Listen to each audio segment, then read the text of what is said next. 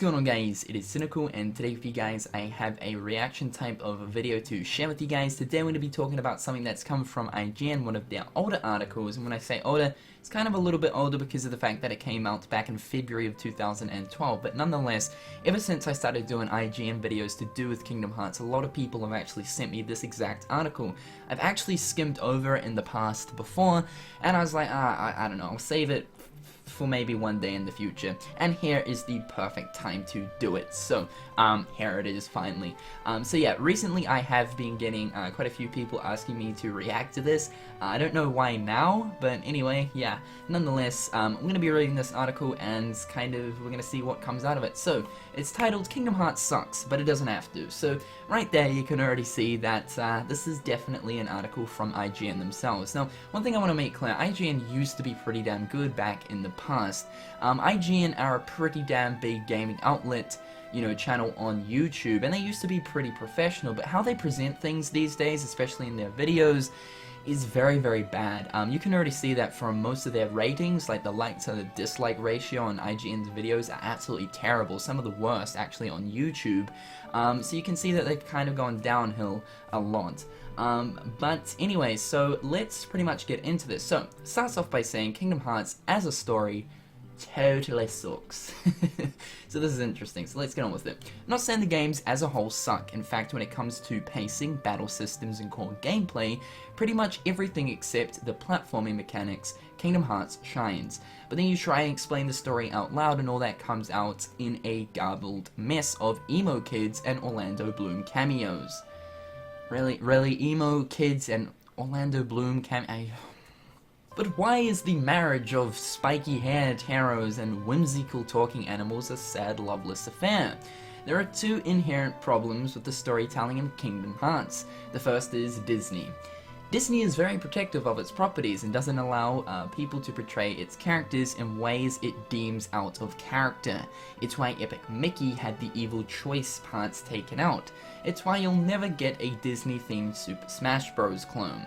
And it's why Kingdom Hearts writers had their hands tied when it came to portraying the worlds. You can see both at work in worlds like Atlantica, where Dolphin Merman Sora helps solve issues of Hans Christian Andersen's misogynistic cautionary tale by singing terrible songs about fins. Alright, so one thing should actually be made clear. In terms of Disney, for a long time we actually did believe that perhaps Disney do restrict Square Enix from doing certain things with the Disney properties and worlds. But from what Tetsuya Nomura has actually said, no, Disney do not cock-block Square Enix within those Disney worlds. And a good example of that is pretty much Big Hero 6 in Kingdom Hearts 3 is a completely new story development that is going to be centered around things happening from the, Kingdom Hearts, not the Disney, but the Kingdom Hearts universe, with the darkness and the revival of Baymax as the Dark Baymax. So right there, you can kind of see that's not true. Of course, that was back in 2012,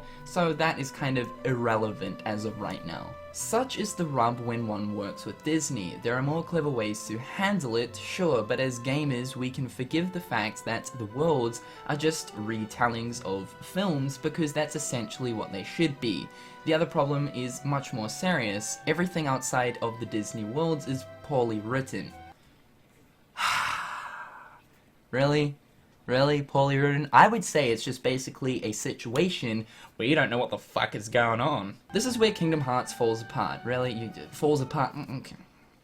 Nomura and crew could have put anything in here, so the blame rests solely on them. After 6 games, the story of Kingdom Hearts is so muddled and confusing that it's hard to even remember what the point was.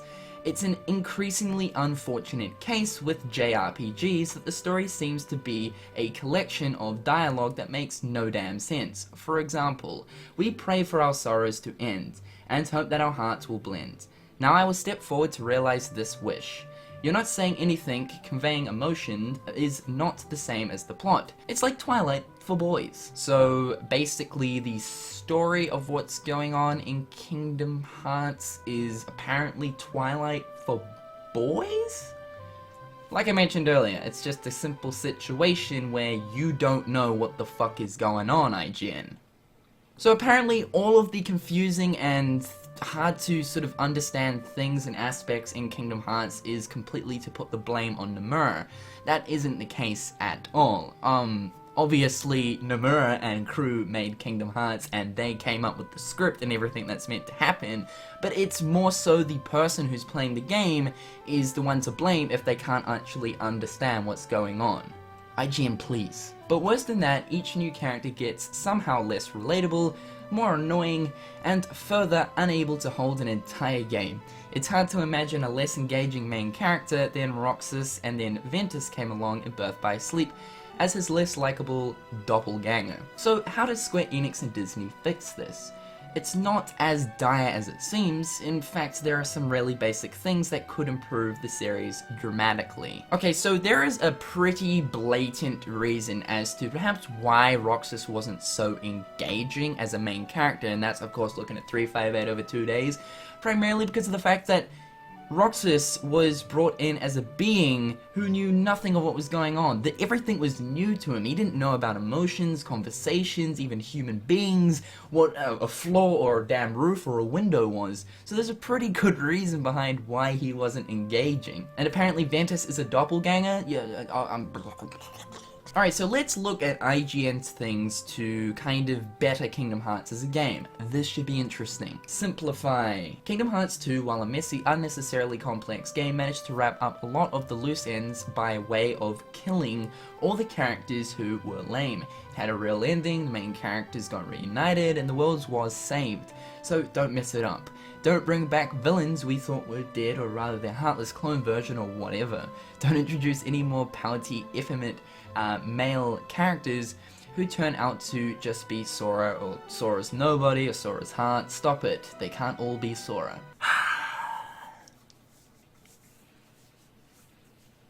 That is literally my reaction. Once again, it's going back to the whole thing that IGN haven't followed what is actually going on. I'm not gonna lie though, Kingdom Hearts has a very, very confusing story, but that's what I like so much about it. I like actually theorizing and sitting down and putting all the pieces together and stuff, and yeah, okay, perhaps maybe the fact that there is a lot of Xehanorts kind of annoys me, but it's a big part of what makes Kingdom Hearts so attractive.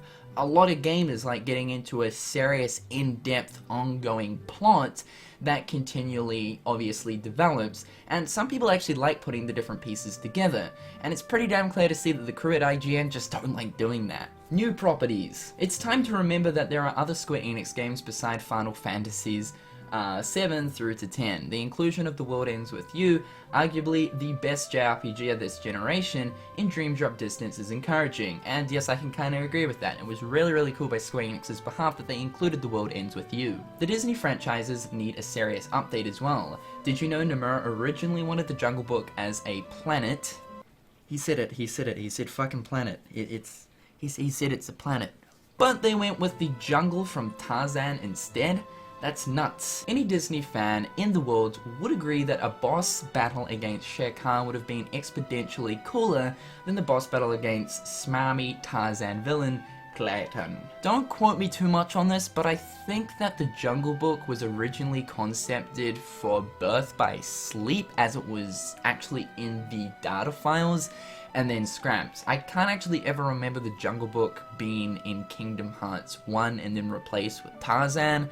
That's just my 2 cents. Now there's good news. Nomura has said that all Disney worlds in Dream Drop Distance will be brand new, and while that includes some similar locations like Pinocchio and Tron Legacy, the aesthetics and actual levels are notably different. The thing that's most important is that these worlds should contribute to an aesthetic instead of being films that Disney is famous for. Part of the charm of Kingdom Hearts is seeing how Sora and the game transform to fit the worlds they visit. Pride Rock, Space Paranoids, and Timeless River are all awesome because the characters change. Having Sora travel to Sherwood Forest and team up with Robin Hood would be far more interesting than going to Agrabah ever again. Or how about bringing Pixar into the mix and seeing what happens to Goofy and Donald when they enter the world of Toy Story. The possibilities are vast, and there's no excuse for reusing any played out worlds like Wonderland. Alright, so we know for the longest time that in terms of Pixar, there was actually property kind of restrictions and stuff like that with Square Enix between Disney, so I mean that's been around for the longest time. If they're gonna do an article talking about include Disney Pixar films, then they probably should have known that factor. Otherwise, this paragraph right here is more so an opinion based on we don't want to visit the same worlds but rather new ones, and of course in Kingdom Hearts 3 we're most likely going to be doing that exact thing. Multi-console. It's become a cruel joke that fans of the series have to purchase a new console or handheld every time they want to play the newest Kingdom Hearts game. So at the very least, when Kingdom Hearts finally comes out, it should be on all major consoles. Let's stop messing around. The days of the console exclusivity for third parties doesn't make any sense anymore. So that is something that I can agree on, and IGN are completely right there. And I mean, it's not really something that's hard to figure out. Yes, the multi-console thing with Kingdom Hearts is extremely annoying.